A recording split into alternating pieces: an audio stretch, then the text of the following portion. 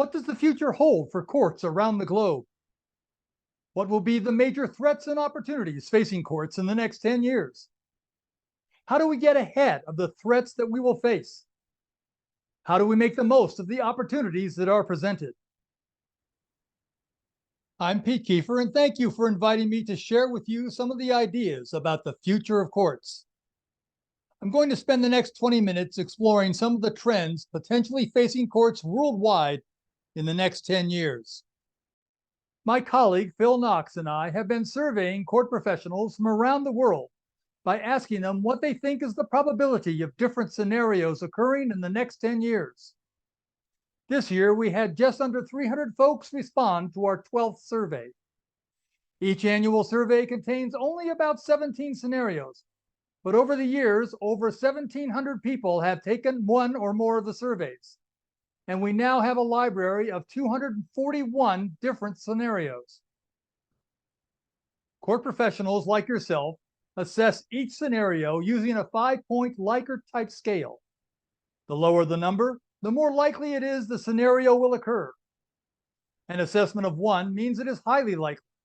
Conversely, an assessment of 5 means it is highly improbable. Today, I want to share with you just 8 questions and the scenarios we presented. Hopefully, we'll get a peek at what courts might look like in the next 10 years. So on with the first question.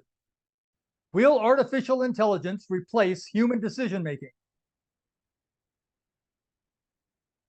It was not that long ago that court technology discussions centered on just how many computer terminals a clerk's office needed. A common estimate was 1 terminal hooked into the mainframe case management system for every 2 court staff. Now, almost every judge has his or her own desktop or laptop PC. A significant number have one in their office and one on their bench in their courtroom.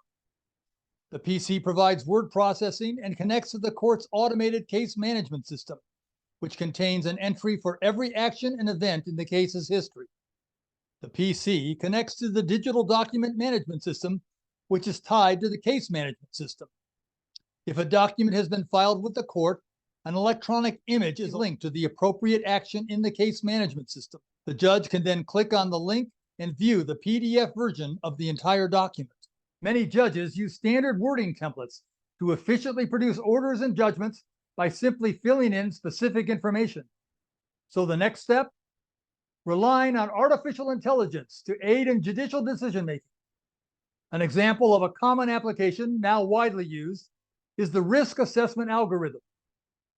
One feature of artificial intelligence, AI, that you will hear about often is that an algorithm or application will be trained on thousands, maybe hundreds of thousands of real-life examples. From those examples, AI learns how to predict correct outcomes from those that are not. In the case of risk assessment algorithms, their training creates a series of weighted factors to predict what is the likelihood of a defendant who is released before trial to 1, return to court when scheduled, and 2, not to commit a new crime while out on the street. Evaluations of risk assessment algorithms show that they are actually more accurate predictors than humans, i.e. judges. In addition, the algorithms continue to learn and refine their predictive capabilities from new cases they are presented while they are operating. In this way, algorithms become increasingly more accurate over time. There are several potential problems to keep in mind. 1, the examples these algorithms are trained on come from people with their own biases. If the selection of examples is biased, we will embed those biases into the algorithm. 2 is what is called the black box syndrome. Many algorithms have been developed by private companies, and the internal workings are proprietary. Sometimes it is impossible to determine just how an algorithm came up with an assessment to recommend one defendant be released while another should remain behind bars. 3, as algorithms come to aid judicial decision-making, they also provide a path to track judges' decision histories to determine tendencies. For example, last week I met with representatives from a company whose mission it is to collect judges' orders, rulings, and judgments in order to identify subtle trends. Even with these concerns, it can be tempting for a judicial officer to start relying almost solely on the algorithm for making pretrial release decisions. Culturally, however, we court professionals strongly reject the concept that artificial intelligence will replace judicial decision-making. Respondents to the 2023 survey assessed the scenario, artificial intelligence will replace human decision-making, as improbable, giving it a 4.0 likelihood, which is a very low probability. We will want to keep our eye on this duel between automation and autonomy into the future. Will artificial intelligence provide seamless language translation? Language translators have existed for a number of years. They are now available on our smartphones. There have been several long-standing drawbacks to these translators. For example, most translate more or less word for word, so they have difficulty distinguishing word placement. Articles such as the, a, his, or her might come before a noun in one language, but after the noun in another. Another example, in English, the word order is subject, verb, object. In another language, Japanese, for example, the word order is subject, object, verb. So as a Moldovan, you can hear your American friend's smartphone ask, where is the best restaurant in Chișinău? But the word-for-word translation will require some discernment. And this is not something we would really want to use in court. Artificial intelligence, in the form of large language models, LLMs, are now making strides interpreting whole sentences and even paragraphs.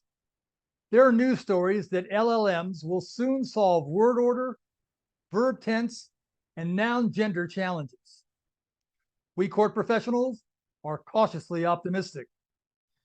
The 2022 survey assessed the scenario courts use automated interpreters within the next 10 years as having a 50-50 chance, giving it a 2.5 assessment. It'll be worth watching to see if we are being too cautious and that seamless automated language translation is upon us sooner than expected. Will we see seamless automated voice transcription?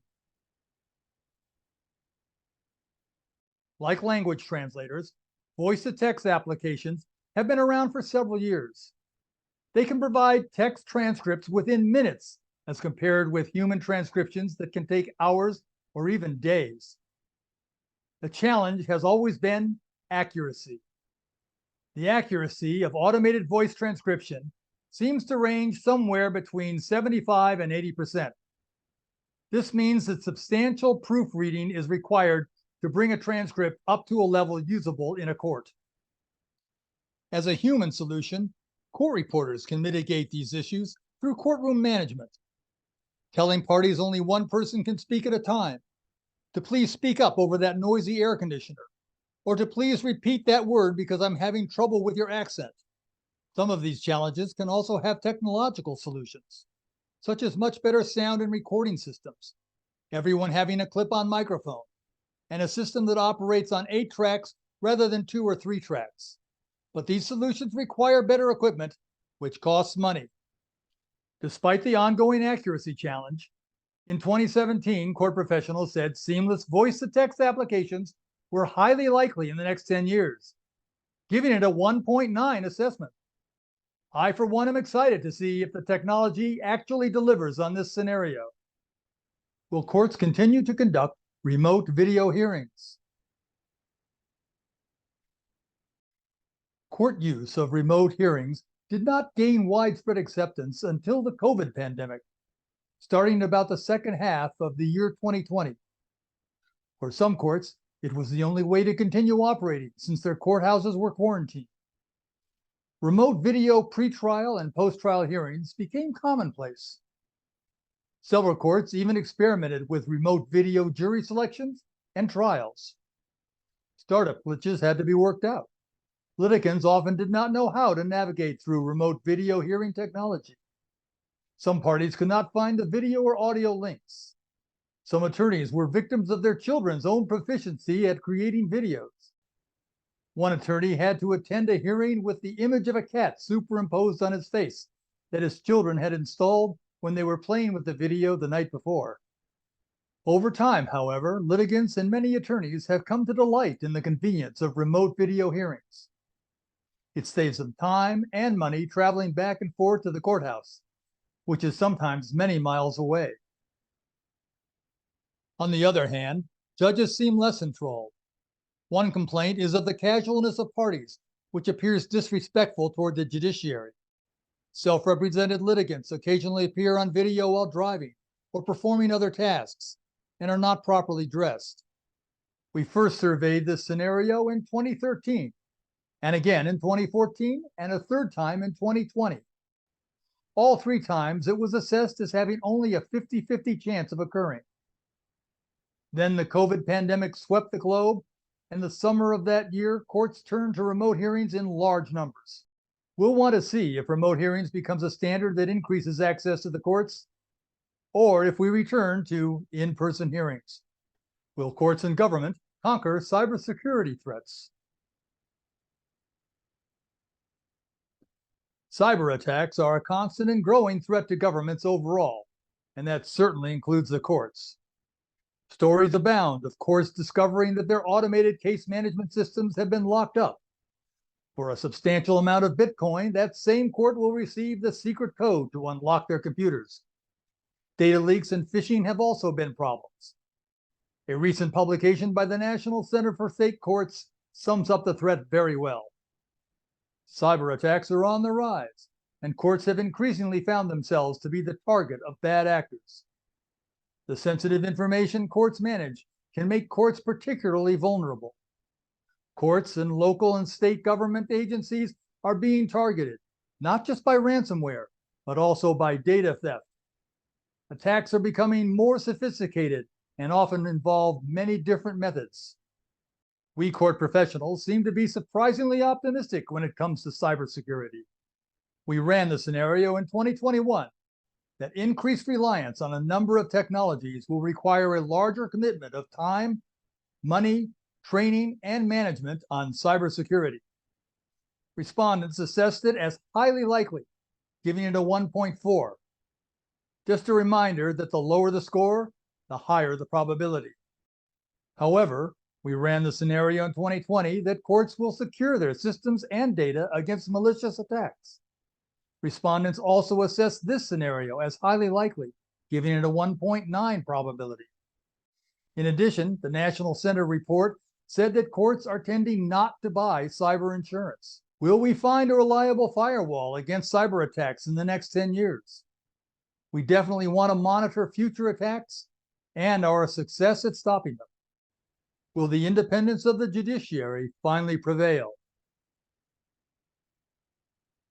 It was Chief Justice Gerard Vanderwall, a justice with 44 years of experience on a state Supreme Court, who once said, "The judiciary has neither the power of the sword nor the purse.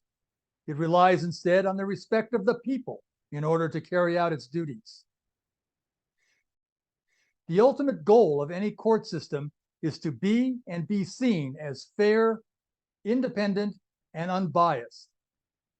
Only that respect from the people of the community will ensure a trust and confidence in the courts. Courts in countries around the world have been under threat for just about forever.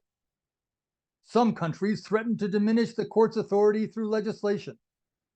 In other countries, the courts are a department of the Ministry of Justice. This arrangement means that courts are dependent on the prosecution for their very financial existence. We court professionals have long been dubious that the independence of the courts will prevail. The 2020 survey asked if international judicial reforms will strengthen the independence of the judiciary. That scenario was assessed as having a 50-50 chance of success, giving it a tepid probability of 2.8. It is obvious this struggle will continue. What will be our relationship with our smartphones? It is no newsflash that we're becoming increasingly dependent on our smartphones. We make and receive calls, texts, and emails with them. We no longer ask strangers for directions, since the GPS connected to our phones can show our exact location on the planet. They can start our cars.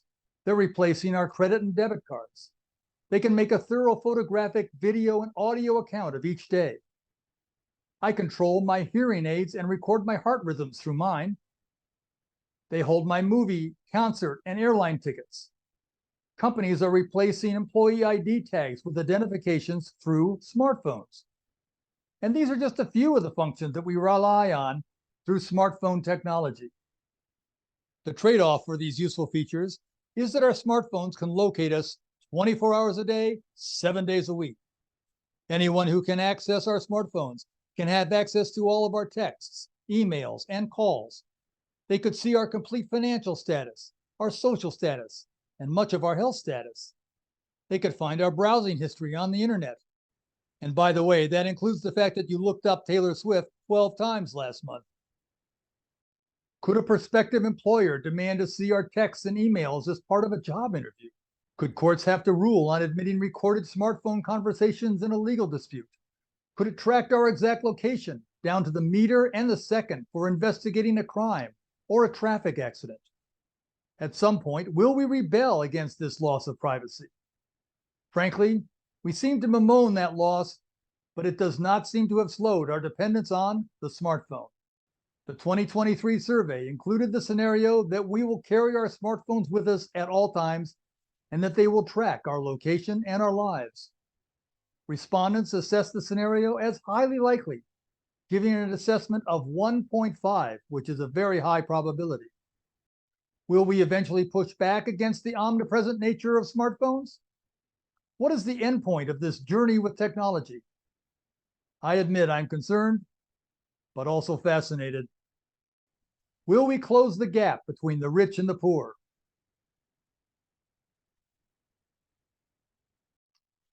This is a moral issue, but it's also a practical economic challenge.